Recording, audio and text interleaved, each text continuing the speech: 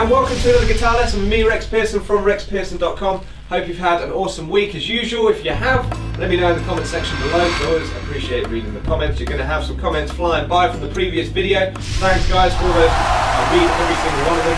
Now we're going to be looking at alternate picking. Now most people just assume it's down followed by up.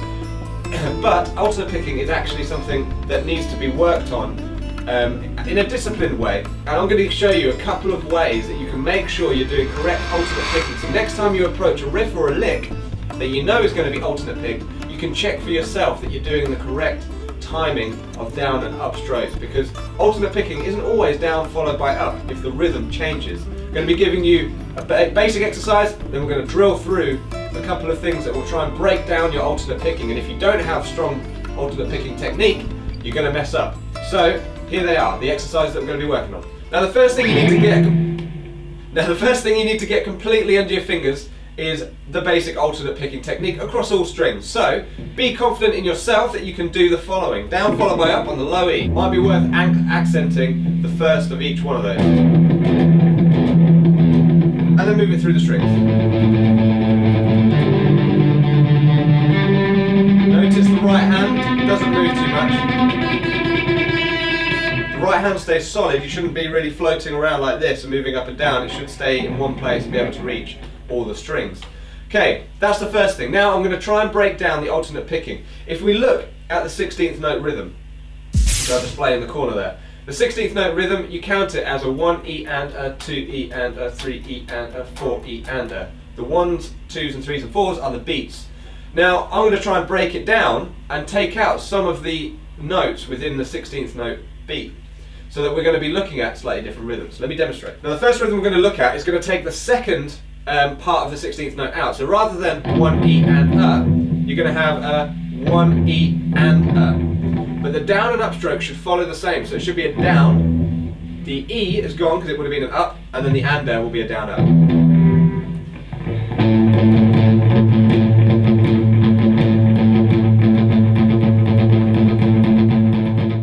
Okay, rhythm 2 is going to be the opposite of that. So you're going to get the first two 16th notes, and then the third one is going to be lengthened. So you're going to have something that sounds like this. Now the down, up, down, it should start on a down, and then you start the next grouping on a down. So it's really a down, up, down, down, up, down.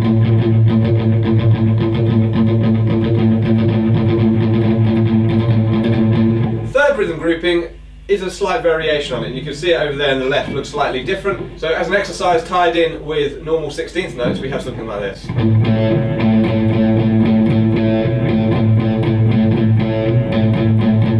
the important thing you should be focusing on is the right hand. Now the next one misses out the last two parts of the 16th note. It looks like this, but sounds like this as an exercise, so make sure you can play it like this.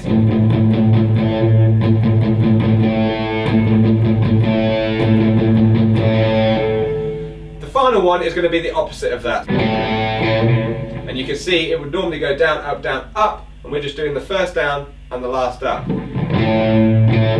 So with 16th note pattern it will sound like this.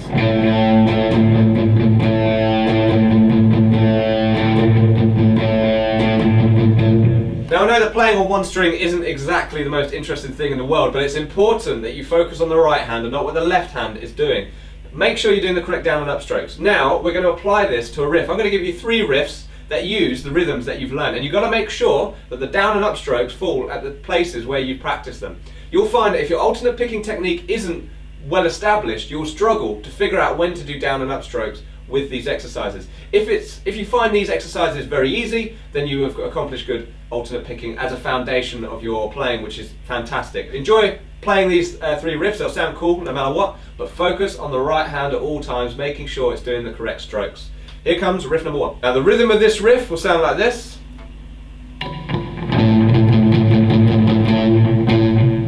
And make sure that the down and up strokes are correct.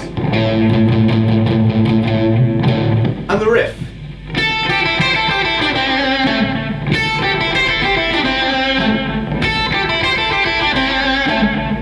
Riff 1. Pattern for riff 2 is going to sound like this.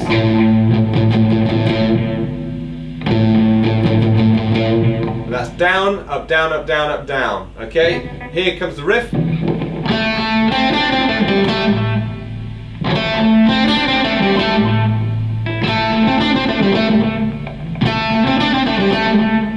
The rhythm for riff 3 sounds like this. You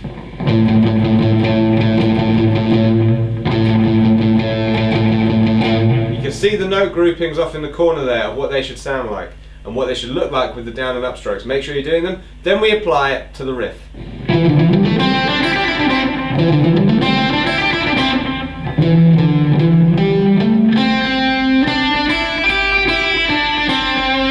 Okay guys, so hopefully you've seen how an alternate picking foundation is important for applying to riffs, so that you always know when to do a down and when to do an upstroke. You don't need the tab to tell you it. As long as you're following the down up on 16th notes, whether or not things are missing, you just skip where that down or upstroke was and continue on with the alternate picking. Applying it to riffs, you'll develop slowly a sort of natural feeling of when to do down and upstrokes. As long as you focus on it in the beginning, in the early stages, or even if you're an advanced guitarist, focusing on it now will make sure that you'll pick up a natural ability when you're learning lead guitar riffs, which is hopefully very useful to you.